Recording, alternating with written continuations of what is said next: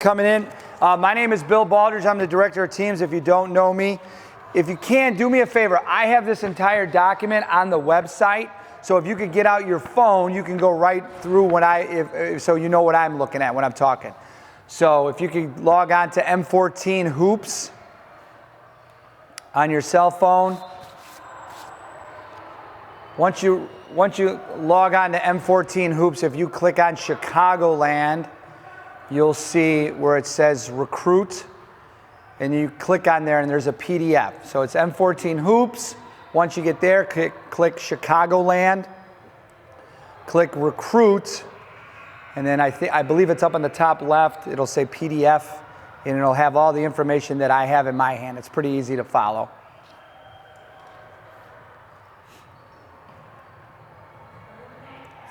Yeah, if you have your cell phone, it's M14hoops.com, M14hoops.com. You click on Chicagoland, you scroll down, click Chicagoland, then you're going to click on Recruit, and there's a PDF there that we uploaded. So it should be everything on that PDF. I'm not going to go over everything. I just, if you're dying to look at it tonight on a Saturday night, you can look at it. There's a lot of information there.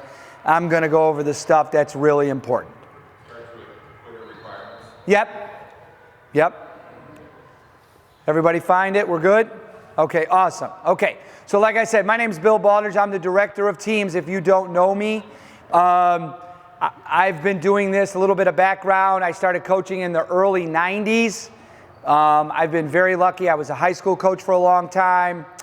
I used to own my own club. I used to work for a group called the Illinois Wolves, which is an Under Armour group. They're very, very elite. My son played there. And Matt Miller, the owner of M-XIV, when he was a high school player, I was a high school coach. A friend of mine, a good friend, was his high school coach. So I've known Matt a long time. All three of my children trained with Matt, because they got tired of training with me because I'm dad, even though I've been doing it a long time, so you guys know what that means as parents. And eventually Matt kept asking me to come on over to really, my main job here is to find the right college fit for your son. We do a very good job here. On Wednesday, we'll have our signing day, our 2023 class. We're gonna have about 35 student athletes commit to some Division II, Division III, or Division I schools. We're very proud of that. We do more than any other club in the state. It's not even close. A lot of good things here. Like I said, I'm very happy that I came over. I thought I ran a pretty good club. We try to do a lot for the parents, and we try to be as informative as possible. At the end of this, I'm going to give you my cell phone, so if I forget, please say, hey, Bill, can we get your cell phone? I want you to use me as a resource. Email is probably not as good. If you text, then you know I'm looking at it. Email is much harder, and because we have so many teams, once the spring happens, I'm predominantly only dealing with the high school. Most of the year, I'm only dealing with the high school. And like I said, my sole job brought over here was to find the right fit if your son would like to play college basketball. And we're going to go into how that happens and the process and the cycle and all those kinds of things. I have been through the recruiting process for my 3 children. I have a Division I athlete as we speak. So as long as I've been doing it, I'm just like every other parent. I feel how good my kid is and what level they should be at. I know what that feels like, okay? So we'll go over that as well, okay? So everybody's got the document. All right, so like I was saying, we're going to have on Wednesday about 35 kids that we're going to put in college. And when I tell you we're not putting them all in the highest college, we're putting them in the right fit. I will continue to say that throughout this meeting. And when I meet with you, especially if you're 17U, it's about the right fit. I'll use my daughter as an example. My daughter was at the University of Louisville. That is the ACC. That is the top of the top. That's Power 5. Private planes, the whole 9 yards. She, at the end of the year, after starting almost every game and playing all the time, decided that she didn't want to be there anymore. So now she's at Western Michigan, no more private planes, okay? And she's much happier. So my point is, I know what it means to have someone call at Christmas. This is not the place for me. So I will talk about the right fit for your son going forward. That is a big deal. And we will be very realistic. A lot of clubs are not, you can tell by Twitter, a lot of people are unrealistic about where their son or daughter is going to go. I will be very realistic, because who dictates where you go? For the most part, I have relationships all over. That's the only advantage of being my age, and that's one of the reasons I'm here, is because of all of my relationships. But finding the right fit and talking to coaches in an honest way. The college coaches are going to dictate at what level your son can be. As much as I can sell your son, at the end of the day, these people are getting paid to win. That's how they pay their mortgages. So we have to understand that. I can only push so much, and I can't lose credibility if your son is 5'2", and I go, hey, he'd be the greatest center in the history of the world at the University of North Carolina. I lose credibility, and I'm not going to do that. I'm too old. I don't need this job. You know, it's not a big deal, okay? So, and I think that benefits you when you're talking to your son about where they can play. Now, 16 and 17U, they are not a finished product. They have a long way to go. I've seen kids late in senior year. A lot of things happen. The state tournament just happened. A lot of kids' recruiting has now changed. And that will happen over time. Most of the girls, my meeting earlier was about girls. Most of the girls, if they're 16 or 17U, they're never growing again. Boys, you don't have any idea how big they're going to be. They may continue to grow. So my point is, we're not a finished product. I'm not trying to be Debbie Downer. I'm trying to be honest with you. Most clubs are not going to do that. To recruit them and to get them to come over to the club, they're going to say, oh, the kid's going to Duke. We don't have anybody going to Duke this year, and I wouldn't tell one parent. We have a girl going to Indiana. They're top 5 in the country, and she's been that good for probably since the 8th grade, 7th grade, okay? So those kind of things. Twitter, if you're 17U on the boys' side, 17U will be what you know now on Twitter, will be our main page for everything that's 17U. We will have an additional Twitter page for our 15s and 16s. The reason we do that, the college coaches want it streamlined as much as possible. They are looking at 17U players unless your son is a freshman and he's 7 feet tall. Does that make sense? I'm not going to tell you, you know, at 14U, that they're all going to be out there. That's not the case. That is not true. That's not what's going to happen, okay? So we will, and everybody will be made aware of that in emails, but for the 17U page is going to be used for our players because the college coaches want easy access. I'm trying to sell your son at 17U. I don't need to make it harder for them to find us. Does that make sense? So the only time a 15 or 16U player is going to get on that main page if their third party writes them up or there's something going on in a tournament and we feel it warrants that. Okay? Does everybody understand? It doesn't mean that I'm not talking to college coaches about your son who's a 16U player. I am, okay? But we're trying to do all the information and everything we do here at M14 is because what the college coaches are trying to tell us what to do. I just call them. What makes your life easier? What do you like? Well, you like this, and this is what we're going to do. I mean, it's not brain surgery, okay? So just know that if you have a 16U player, your son may not end up a lot on the main page, and that's just fine, okay? All right, Twitter. I know you guys are older parents. I'm just going to go over briefly about what should be on their Twitter page. I've got 2 examples. I use my daughter. She's done playing. She's the second one. It should be very simple, very straightforward. It should have a good picture. Shouldn't have a picture of Snoopy. Some of the kids have pictures of you. You're like, okay, are you making it harder for the college coach to identify what you look like? Okay? So it should be a reasonable picture of them probably playing in their high school or club jersey. High school should be listed. High school number, club name, club team. Are they on a national team? Are they on the Adidas Gold team? Let them know. Put down the graduating class. Are they at 2024? Are they playing up? Most on the boys' side, almost nobody plays up. GPA, if they have anything over like a 3, I would put the GPA. If they have a 1.5, I wouldn't put the GPA. Okay? I would put a most recent varsity-only highlight link in the bio if you have one. If you don't have one, it's not the end of the world. Okay? 2 minutes.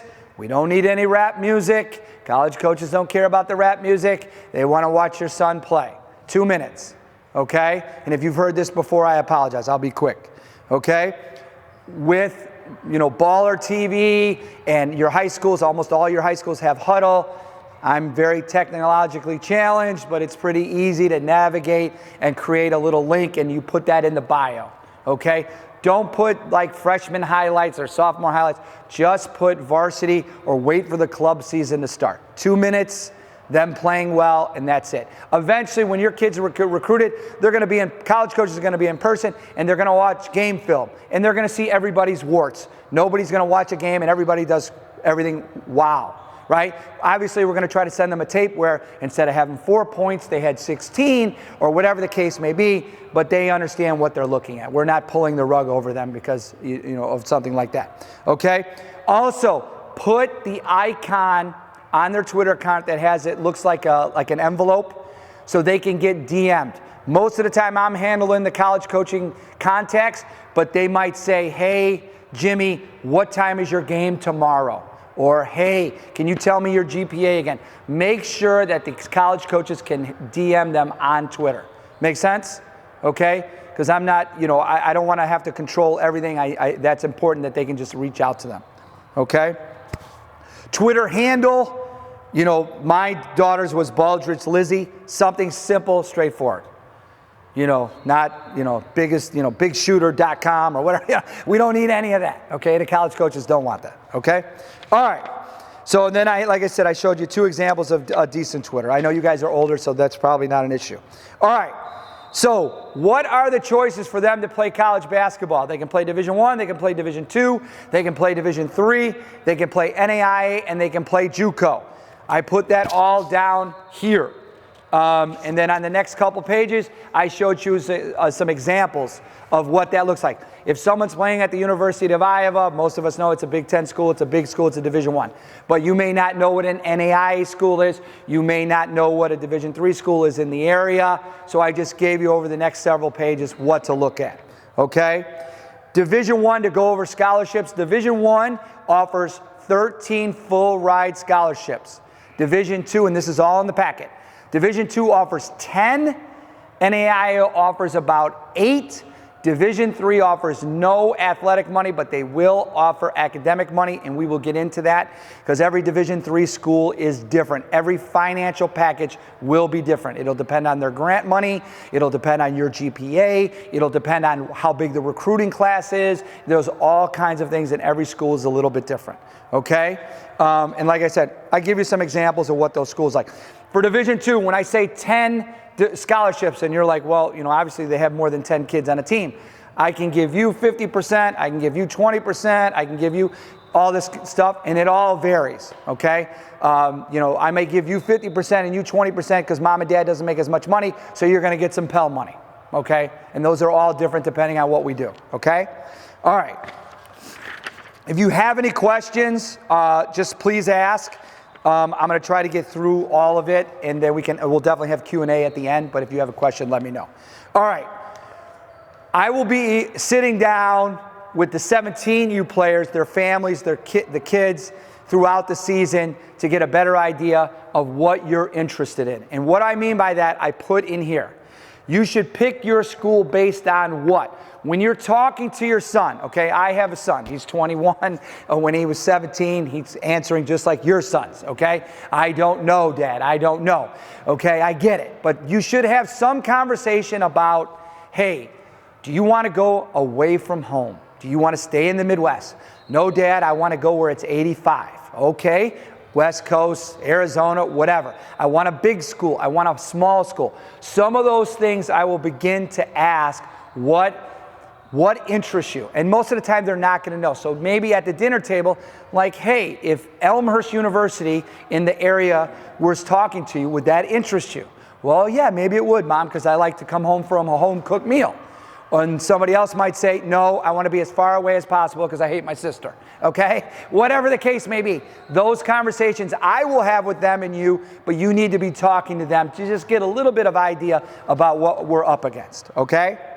All very important. What your obviously first comes to mind is what's your major. But other than that, and I know I have 2 in college, other things are going to come into play about what interests them. okay? Now, the basketball side, you could say, Coach, I want to play for a team that, that makes sure that they play 10 players, or they play a fast style, or they play a slow style. I can help you with that, okay?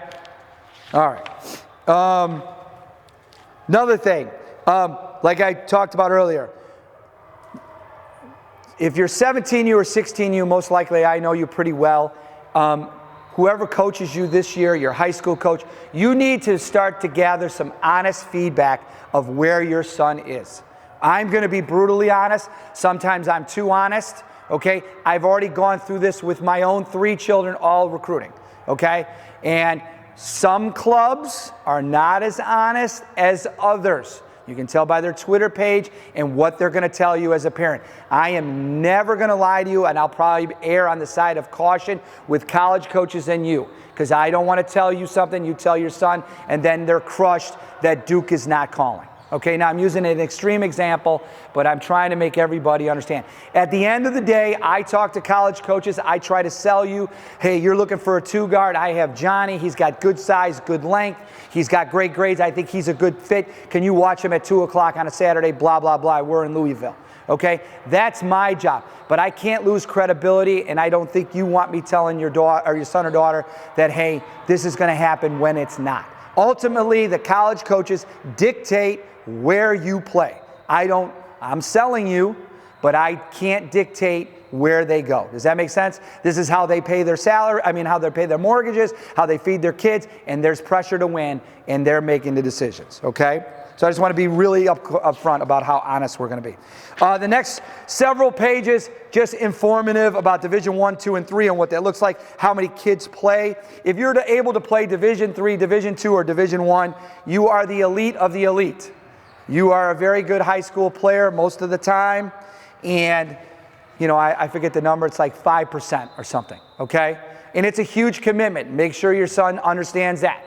Playing college athletics, I think it holds great value. I was a college athlete. I think you get to meet more people. When you get on campus for your freshman year, every kid's got that pit in his stomach about what it looks like in college. Am I going to make any friends? When you play athletics, you got 15 friends right off the bat. So those are all big deal things away from basketball that I think are important. You're going to talk to people that you wouldn't normally do because you're in the athletic department. Good for young people, okay? Especially young people that are staring at their phones all the time. You know what I mean? They need to be out. They need to be talking to adults, okay? Stuff like that. Talks about time management. I'm not going to get into that. Obviously, if it's Division I, they're going to take a lot of your time. My one daughter, when she was at Louisville, she's a soccer player, from 7 a.m. till 2:30 in the afternoon, she had to be at the facility every day. No class could start before 2:30. Had breakfast there, had lunch there, and practiced twice. Had to lift, had to do all that stuff. So the commitment is big. Even at the Division III level, it's a big commitment. Make sure your children understand that, okay? All right, so like I talked about, what are they offering? 13 scholarships for Division I, 10 for Division II. Division III, everything will be different, no athletic money. And then NAIA has about 8 scholarships. So that's NAIA would be probably, most of the time, they're a really good, equal to like a Division II school, okay? I don't know if you guys know, like we have someone on staff here from Elmhurst University, local school. Last year, they're in the national championship game at Division III.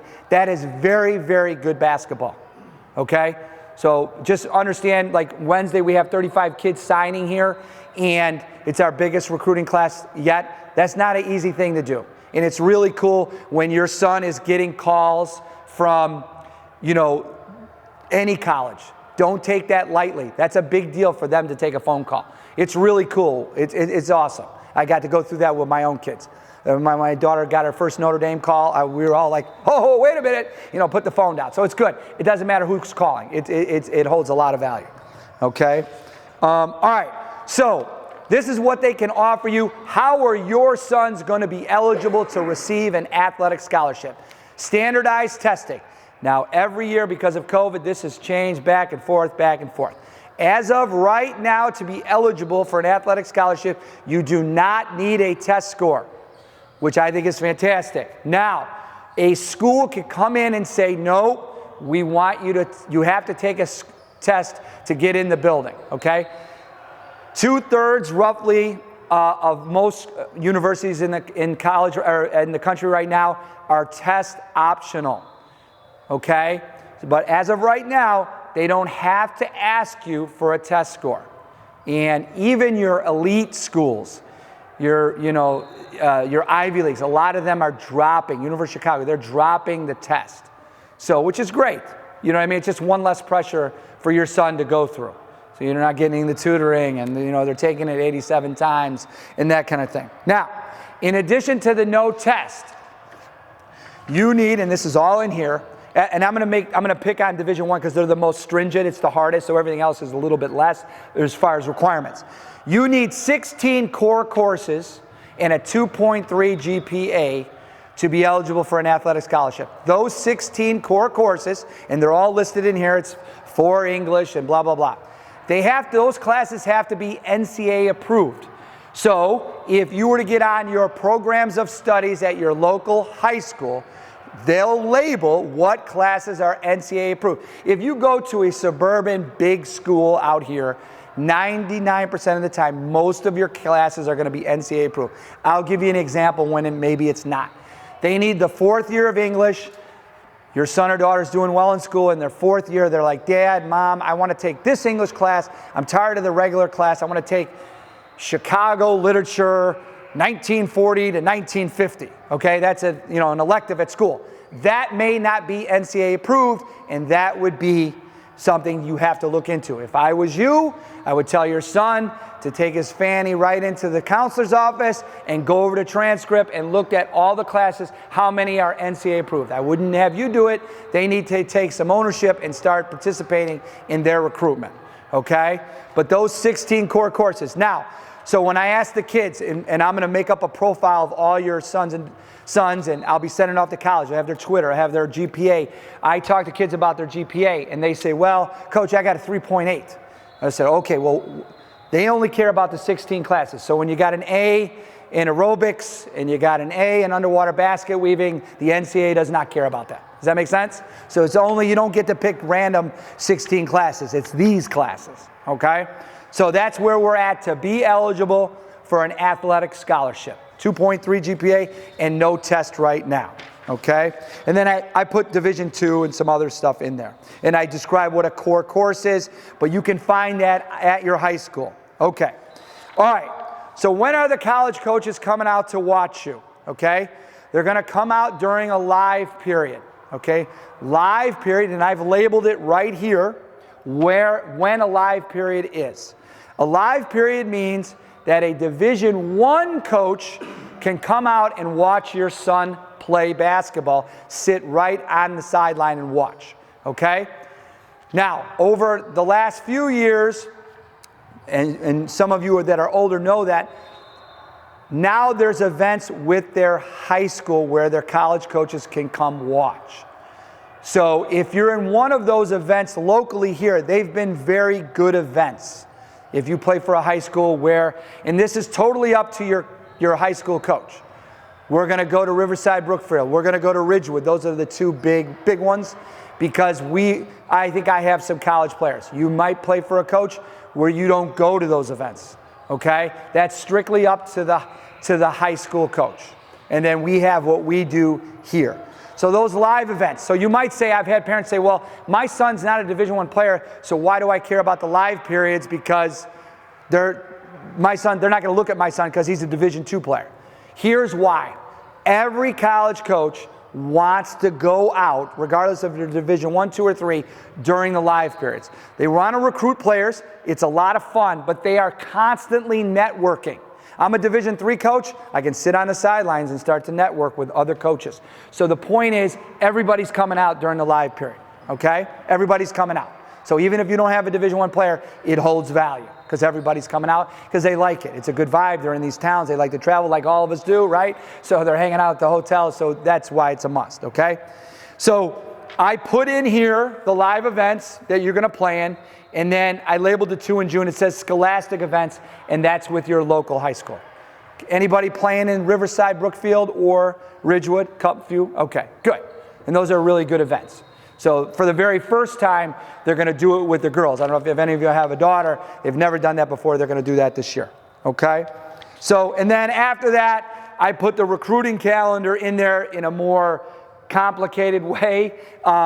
Just if you want, I just figured, you know what, if you guys want to look at it later, you don't. And then after that, there are some recruiting terms that we explain: dead period, quiet period, all that stuff.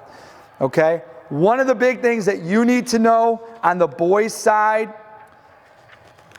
after sophomore year, so sophomore year ends June 15th, your son could take a phone call from a Division I school.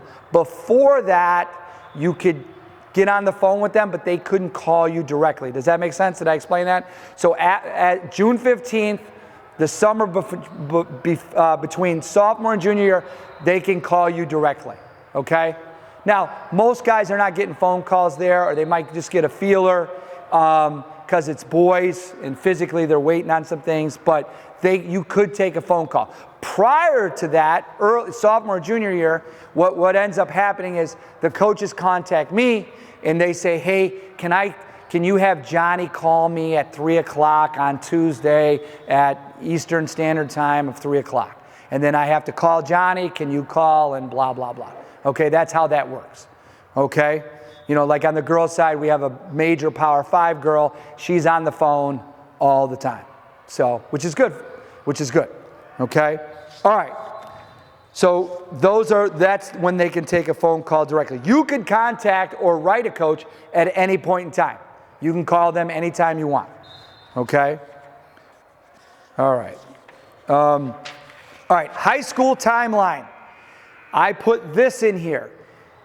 All of you should be registering on a website called Eligibility Center. Okay? This is all in here. Okay? It's free. What it is you're creating an NCAA profile for your son. Okay? Over time, college coaches are going to look at that.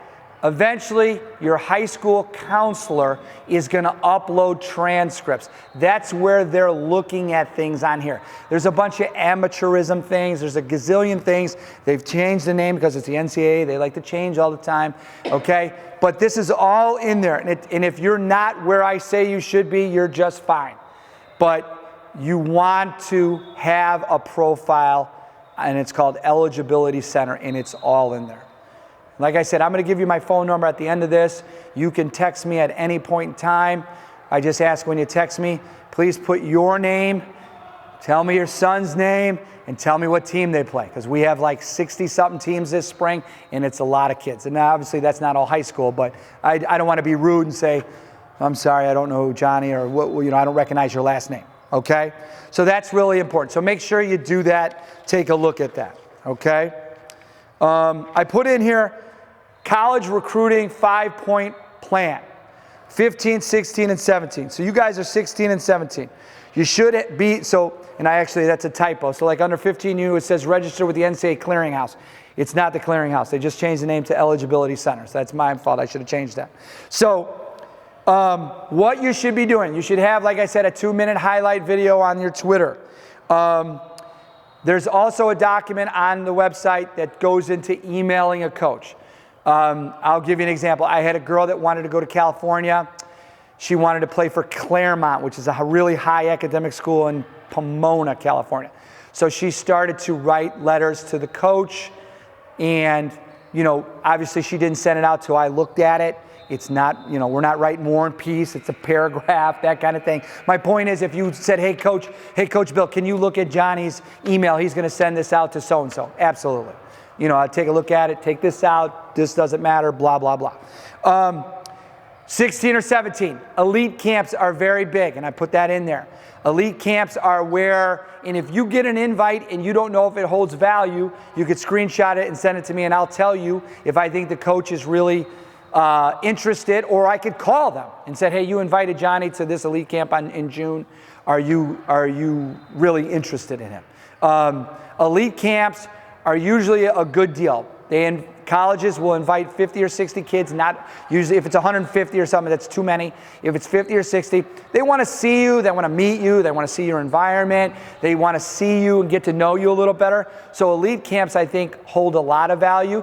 You have to know your wheelhouse, okay?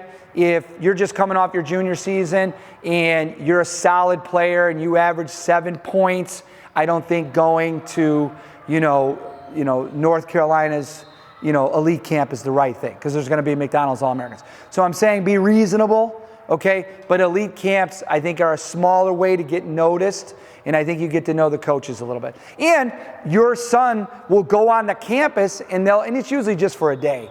And they get in the car, and they're like, I'm not going to name a name, like when my daughter went, Division I school offered her, and she went to an elite camp and got in the car. She's like, there's no way I'm going there. Campus is as ugly as can be. I'm like, well, hey, let's talk about this. They're talking about, paying your school, and she's like, no, it's ugly. I'm not going to go. But my point is, you're going to get some feedback, okay? That kind of thing. Exposure events. We have a unique relationship with Prep Hoops. Prep Hoops is the #1 publication for exposure in the state. There are others. So the head writer is a guy named Scotty Burgess. I have a very, very good relationship with him. So some of those things are important, so some of those exposure events, because here's why they're not the end-all be-all, and I'll give you an example. They rank the top, for 17U, I think they rank the top 250 kids or seniors. College coaches don't have 24 hours a day to look at publications. They're going to look and say, okay, I'm assuming Scotty Burgess has figured out who by 17U, who's the top 250 kids in the state, and I'm going to start looking at that. Does that make sense? So it helps them, it clamps down on time. So it does hold value. It's not the end-all be-all. I could contact the coach for you guys and say, hey, Johnny's this, that, and the other thing. Well, why is he not ranked? Well, he didn't go to any of the exposure events. Because they're not going to not rank some kid that's good because he didn't attend a Prep Hoops exposure event. But if you're not a top of the top kid, they just don't know you. So they're not going to rank you or see you because they don't know who you are. Does that make sense? They're not trying to be dishonest. They don't want to rank kids that they haven't seen either on Baller TV or whatever the case may be. Okay? Also, when you are on these tournament trips, and you have a chance to get on campus, you're down in Louisville and you play at 2 o'clock and your kid wakes up at 9 and there's some campuses to go look at, I think that holds great value, okay? See what they like, see what they don't like. You get a better idea, and it makes them a little bit more mature when they're talking to a college coach and things of that nature, okay? So spend some time on some college campuses if you can, if time permits, during these tournaments, okay? Because I'm going to have meetings with your kids and you guys, and I'm just going to try to get some feedback, and that helps with all of that, so I know who to contact, okay? I'm by far the oldest guy here, like I said, and that helps because I have a lot of college connections because I've been around a long time. And, I'll be the one making these phone calls. I mean, we have every year, I got it yesterday, I have a document of every coach, boy and girl, in the entire Division I, II, III, NAI. I have all that. So before every tournament and everything, I'm notifying these people. I am trying to get the right fit for your kid, okay? All right, and I always put practice SAT, ACT, because you don't know what you're going to do. All right, transfer portal. Let's talk about the transfer portal. Anybody know what that is? A little bit? Okay.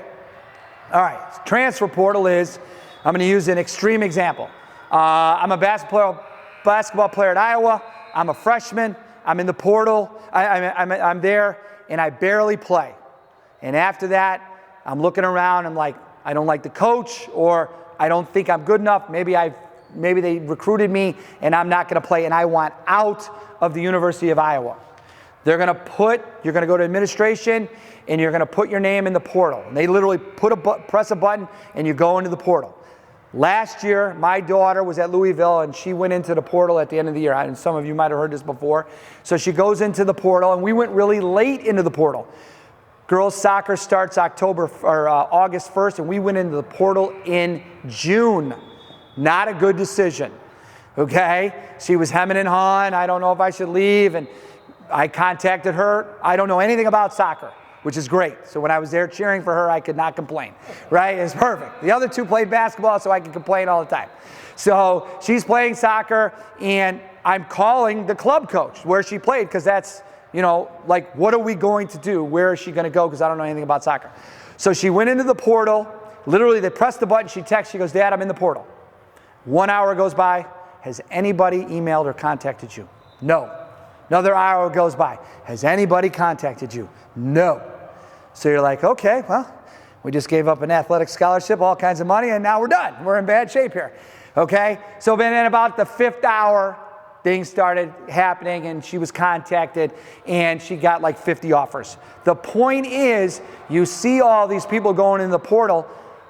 The research shows that it doesn't, usually they don't play more for the most part. If you take, the grass is always not greener. Now, the reason I bring up the portal, your kids are in high school. Here's why. The portal goes live for girls and men's basketball in college on Monday. We have Selection Sunday tomorrow. And then on the 13th of March, the portal is live for 60 days. So during your live event in April, people that are out at the game is going to be diminished. Coaches that are out in April, they're going to watch on Baller TV. They're not going to stop recruiting, but on those weekends, they're going to wine and dine athletes that are at other schools. Does that make sense? So when you're in there in a live event in April and you're like, you know, where is everybody? Or there's not enough, that's what's happening. We're still talking to them. They're still doing their due diligence, but they may not be in attendance as much because they have 60 days to close these players. Now, that could be anything. So I used like the Iowa player, my daughter, who's playing at a really high level. You could have a kid that's at Western Illinois. He averaged 18 points a game, and now Duke is interested. So it works the other way. Okay, does everybody understand that? But that's what the portal is. And it's an exorbitant amount of kids. Because back when I was a player, if you were going to transfer and go to another school, you had to sit for 1 year. Now, you're eligible immediately to play. So now the risk is not a big deal, and you don't have to sit out. I can play immediately. Now, my opinion, in the next few years, and I don't think it's going to be good for anybody, you're going to be able to, a college athlete, I go from Iowa to Louisville. I don't like Louisville. They're going to make it where I can go to the next spot and play immediately because they're going to say it's student athletes' rights. A coach can go from school to school and be able to coach right away. You know, it's all about the player empowerment. So it's, you know, it's very difficult, okay? So if you're a college coach, putting these teams together is difficult. You have a depth chart of high school players and then the portal and this, that, and the other thing, okay? And I'm using the high of the high, okay? Division II, Division III, the portal is not as important. That's where most players are, right? So it's not as a big deal, but I'm just trying to make you aware that and I'll be doing this for how long, in every meeting I have every April, that will be the case.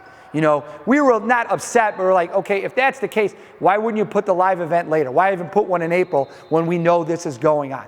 But, you know, the NCAA does what they do, so it is what it is. Okay? So that's kind of what the portal is. Most of you, it won't affect you that much, but just don't lose your mind when you go somewhere. And they're always watching. They're always, listen, recruiting is a 24-hour, 365-day job. It never stops. If I call somebody, they want to know because that helps them. And that's how they pay their mortgage, and that's how they feed their kids. Okay? All right, so the portal. All right, Twitter. I talked about what your kid needs about Twitter. We live in one of the worst markets for Twitter.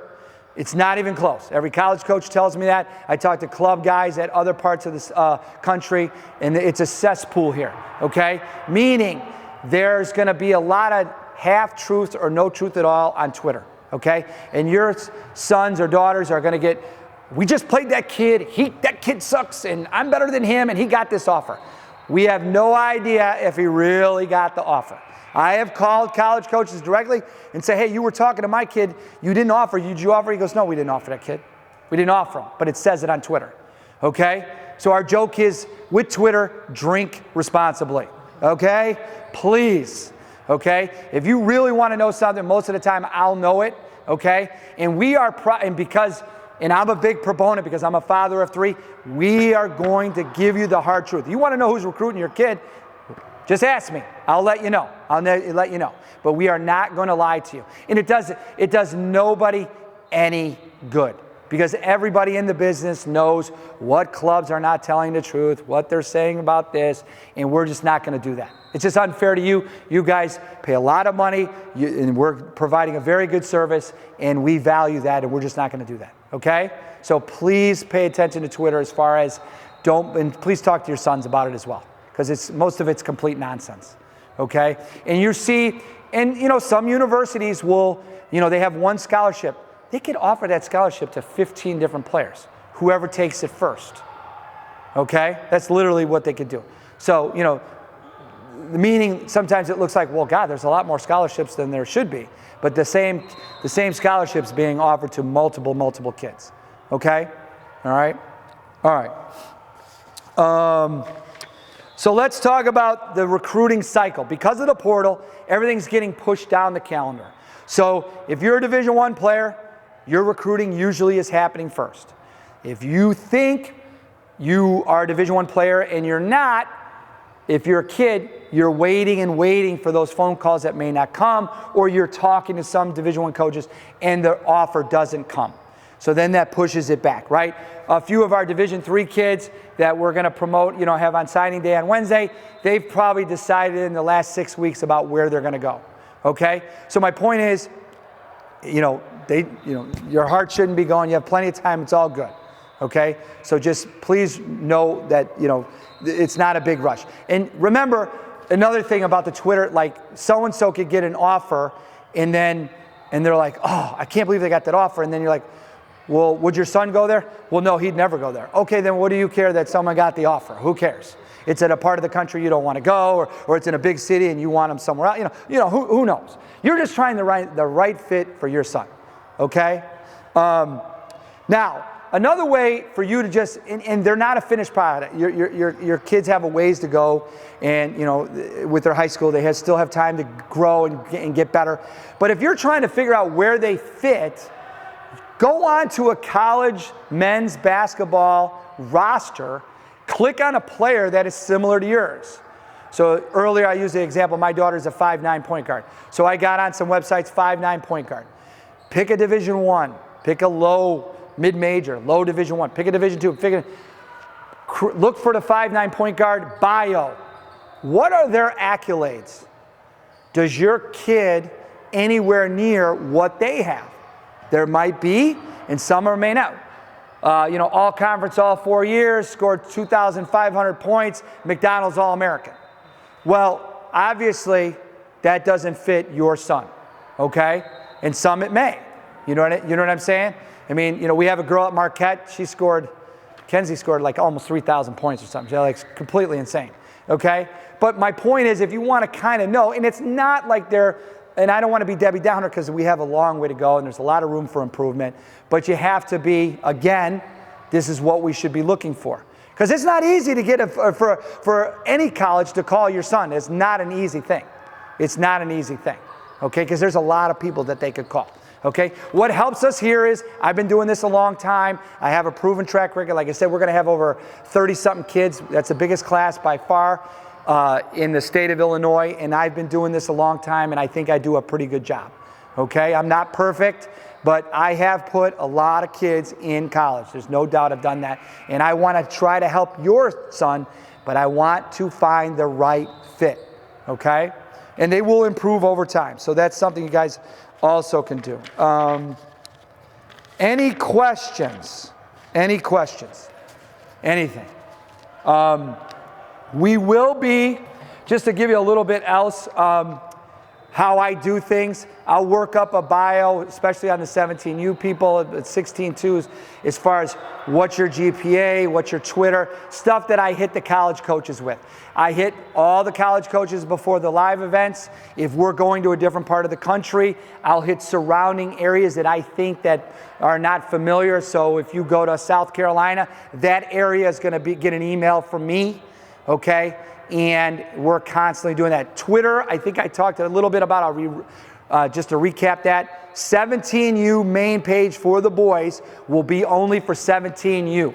We have 2 other Twitter handles for 15 and 16. Now, if your kid's 16U and does something really well and Prep Hoops tweets about it, we'll put it on the main page. The reason we do that, I call the college coaches, what do you need on our Twitter page to help you the most?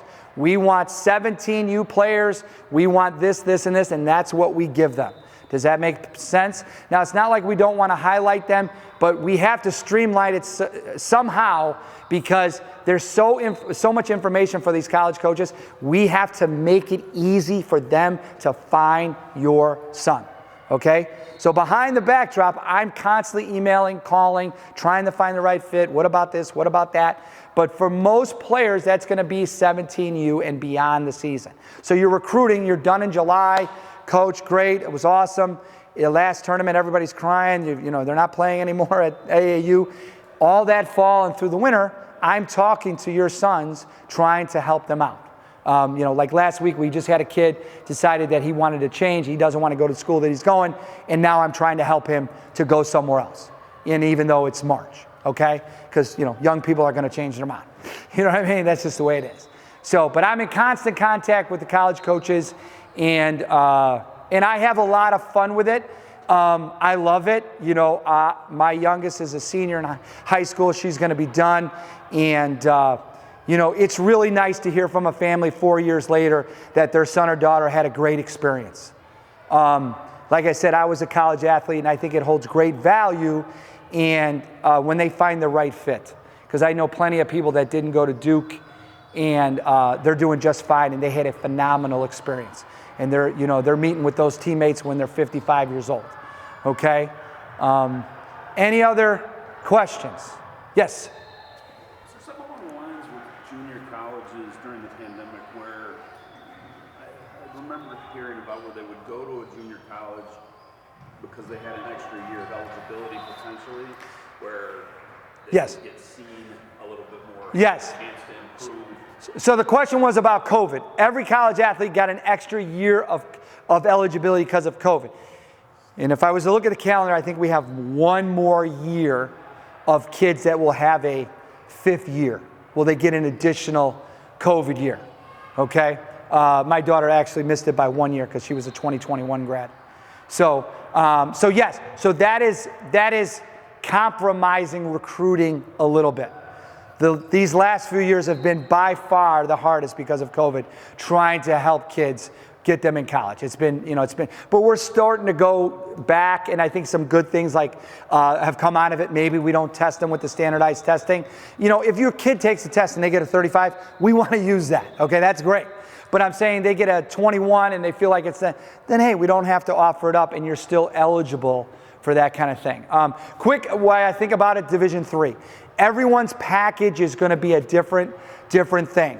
It'll depend on their grant money. It'll depend on how much athletic money or academic money they have, how hard it is to get into school, your background, how much money does mom and dad make? Is there a single, I'm divorced. We use my ex-wife's when we're applying for Pell Grants and things like that. And I will go over some of that with you once, like a school makes an offer to your son. And I go, okay, do you mind if I look at the financials? And I go, okay, you know what? Well, we were talking to this school. I think they might give you another $8,000 or this week because we know what it costs.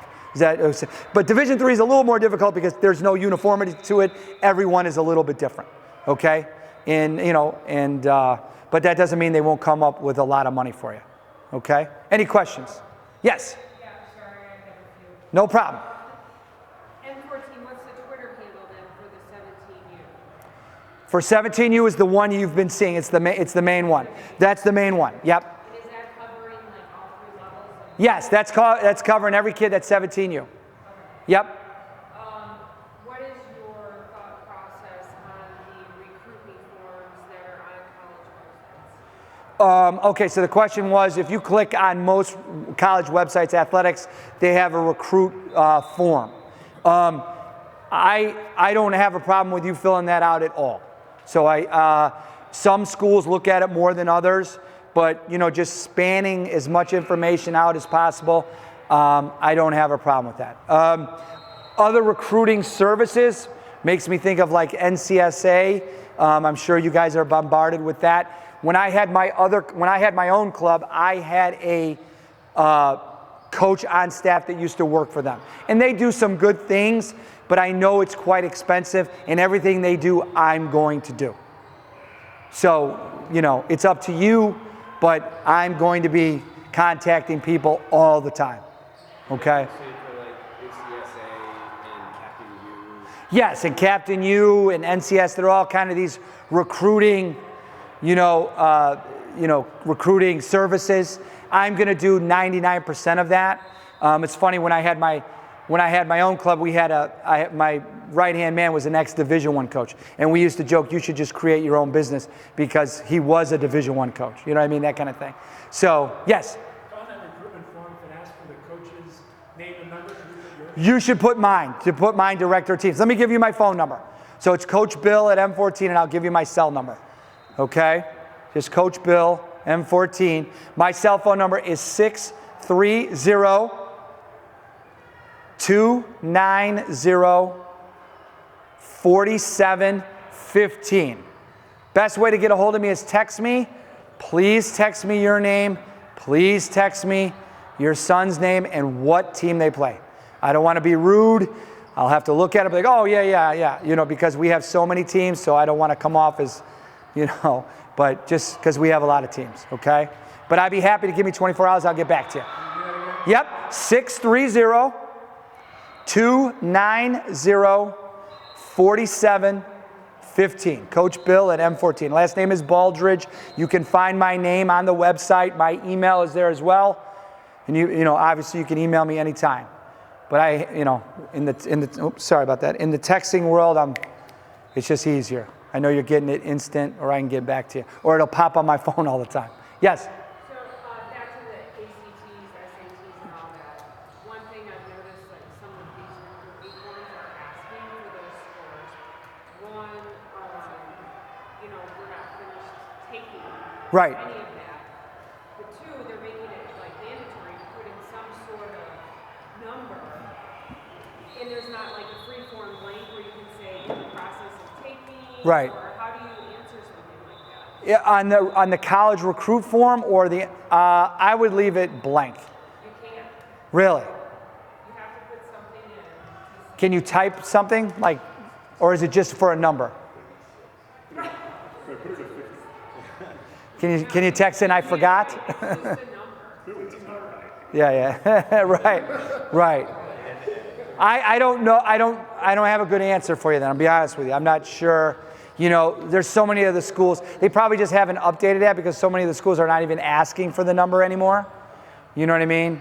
So, you might, if they've taken a practice one, maybe put that score or something like that. I think that more importantly, depends on what school. Even the Ivies are not asking, for the score. They're asking for, we have girls that are going, we have some girls, they just come to mind because I deal with the girls as well. We have John Hopkins this year, we have WashU, we have Rochester, we have Carnegie Mellon, and most of them, they do what is called a pre-read. So we send them their transcripts and they figure out, okay, are you in the ballpark? Because, they still have a ways to go in high school, but they don't want their score. Other schools may ask for the NCAA left it open, they could ask for the test score. You know what I mean? So, and some schools are, Northwestern is much harder to get into than Duke if you're a boys basketball player. Northwestern is going to hold their ground, where Duke is a fantastic, institution, but they're going to lower the threshold for a men's basketball, that kind of thing. Okay? Anything else? Yes. For like Twitter, since who owns that, and your eyes can't be everywhere. So if we see something, yes, yeah. So the question was, if your son or daughter does something, I can't see everything, and I'm scrolling every day and looking for as much information. Please don't keep it a secret.